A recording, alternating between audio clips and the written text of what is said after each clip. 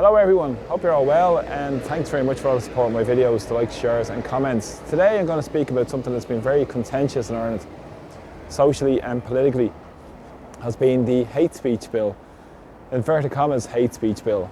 The official title is the Criminal Justice Incitement to Violence or Hatred and Hate Offences Bill 2022. Now this has got huge backlash from the public, and it's grown into a big political crisis here in Ireland in terms of it's moved a few political parties in the last number of weeks because of the fallout of the referendum defeat. We've seen a couple of political parties now backtracking, who again can't be trusted, but more about that later as we progress with the video. But it's interesting with this bill because it is paramount to have dissent, critique, to have an opposition voice in any functioning democracy, but we know we've seen a clear erosion of our democratic rights here in Ireland and across Europe to a massive extent as well, but in particular here in Ireland we've seen it in recent times. We've come through COVID lockdowns, we've come through a lot of other stuff as well where there's been a huge erosion of rights. Up to 70% of our legislation comes from the European Union, which again is at the behest of these big corporate lobbyists and works in the interests of them rather than the interests of the people.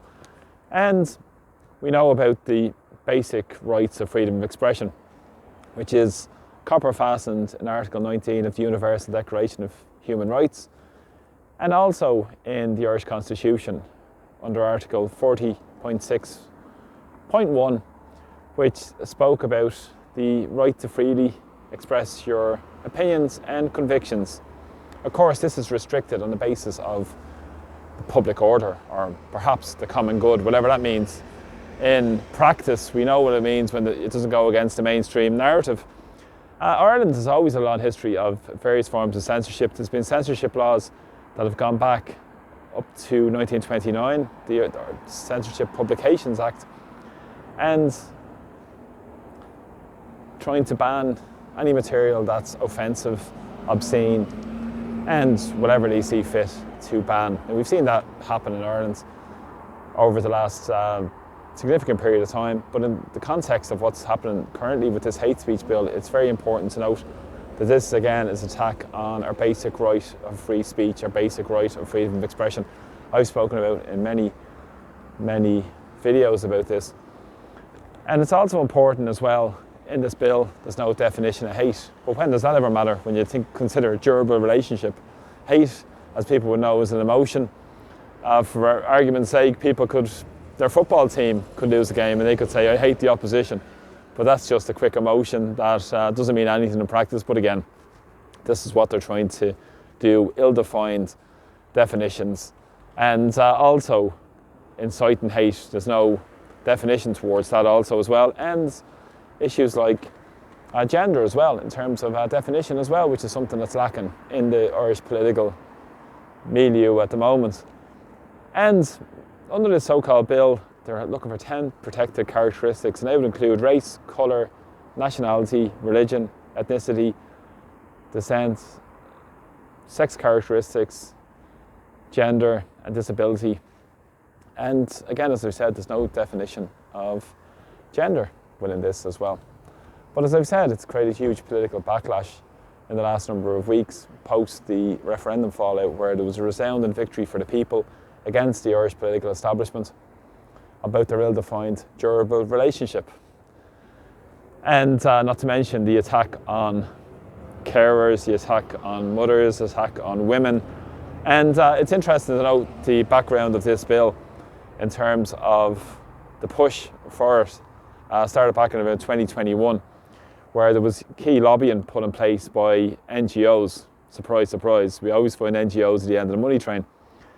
Following on from their McKenna rule, and I spoke about in the referendums, where they're not supposed to intervene in these debates and supposed to provide balance, but again at the behest of the Irish political classes, they were forced into a position where they were pushing the Irish political classes' viewpoint. But they're all quite happy to do so because they're on the payroll and essentially are government organisations. That's what we should rename them, because they essentially shape economic, political and the cultural direction of Ireland. And even in the context of the hate speech bill, there was a coalition founded, a coalition against hate crime was founded in 2021. Over 22 representative organisations made a submission to an Oireachtas committee, and this was chaired by the Irish Council for Civil Liberties. And many groups were on board with this. There was groups such as Inclusion Ireland, another NGO, Immigration Council of Ireland, the Irish Traveller Movement, who get a lot of state funding as well. And interestingly enough, the Immigration Council of Ireland also set up the Ukraine Civil Society Forum recently, in the last couple of years. And we know the crisis the immigration has caused in Ireland as well, but so many people are making money out of it. And it suits the narrative, and it keeps cheap labour as well. So what's to see here when the political classes are profiting from it? So they push this, and a lot of public money has been given across to these NGOs. I think in the last couple of years, 2 years ago, I think it was 6 billion was paid over. That's with nearly 10%, less than 10% of total public spending. It's absolutely crazy. And they push this agenda through the Oireachtas committee. And this was despite the huge opposition of the public. Up to 73% of people in a so-called public consultation opposed it. There was petitions started online, but such as Bin the Bill, which has got great power and great success. And also, it's argued against a push towards a oppressive government power, possible prosecution, and to silence dissent and critique, which is critically important in any functioning democracy. And there was obviously sections part of this bill as well, such as Section 10, which spoke to possessing private material, where Gardaí could come into people's homes and take any electronic devices off them. It could be a meme on somebody's phone, and it could be actually anybody that's in that home at that particular time as well. Could be visiting. They phones and electronic material could be taken off them as well. So again, it's driving towards more thought crimes and really Orwellian dystopian future. We know Elon Musk has said he would fund court cases if people were taking cases against us. But I think he's backtracked in the last number of weeks around that, unsurprisingly, for a multi-billionaire. And it's interesting also as well because people like Pauline O'Reilly, an Irish senator, spoke about restricting freedoms and restricting freedom of expressions in the context of the common good. This is the same Green Party who have no principles, an anti-working class party here in Ireland who are in government. And as I've said, following the backlash from the referendum, you'll see the political establishment and members of them running for cover.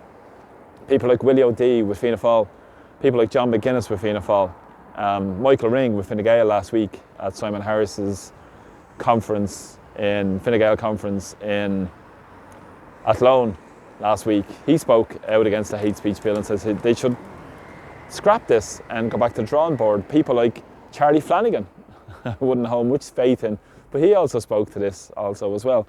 And the Sinn Féin as well have said they're going to oppose it, despite them supporting it all the way through the Oireachtas. So now, on the road to say Damascus, St. Paul has found his true colours with Sinn Féin. So I don't know, I think it's just a little bit hypocritical to pull a mildly at Sinn Féin again. But again, this is what Sinn Féin do, no principles, and try and move on the wind, but they can't be trusted in whatever they do. And remember this when it comes election time in the local areas, to what these people really stand for. They stand for the European Union, stand for the bigger globalist agenda, and will just kick the can down the road and address these issues when they get into power, and not address them for the will of the people, but address them for the interests of the super rich and super wealthy and the big global corporations.